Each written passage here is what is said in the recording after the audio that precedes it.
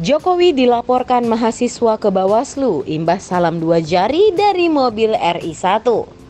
Sejumlah mahasiswa yang tergabung dalam Aliansi Mahasiswa Provinsi Banten atau AMPB mendatangi kantor Badan Pengawas Pemilu atau Bawaslu, Jakarta, Rabu 31 Januari 2024 kemarin. Hal ini berkaitan dengan pose dua jari Presiden Jokowi dari dalam mobil RI1 itu.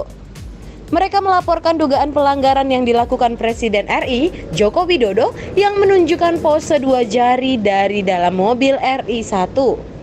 Koordinator AMPB Shandi Marta Praja menjelaskan dalam pasal 10 UU Pemilu jelas mengatur pasangan calon membentuk pelaksana kampanye. Sementara lanjutnya, Jokowi jelas tidak termasuk dalam tim pemenangan nasional Prabowo Gibran yang terdaftar di KPU.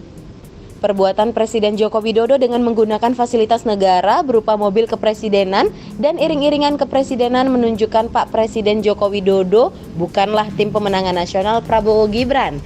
Adalah pelanggaran pidana Undang-Undang Pemilu mengingat Presiden Joko Widodo sampai hari ini 31 Januari belum mengajukan cuti untuk melakukan kampanye, tegasnya.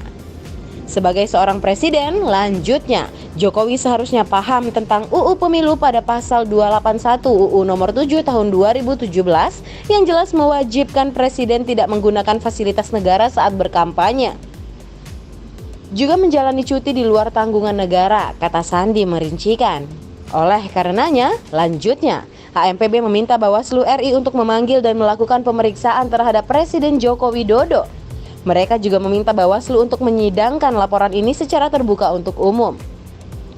Terlapor Presiden Joko Widodo melakukan pelanggaran pasal 547 UU nomor 7 tahun 2017 tentang pemilu mengatur bahwa setiap pejabat negara yang dengan sengaja membuat keputusan atau melakukan tindakan yang menguntungkan atau merugikan salah satu peserta dalam masa kampanye dipidana dengan pidana penjara paling lama 3 tahun dan denda paling banyak 36 juta rupiah. Demikian kata Sandi.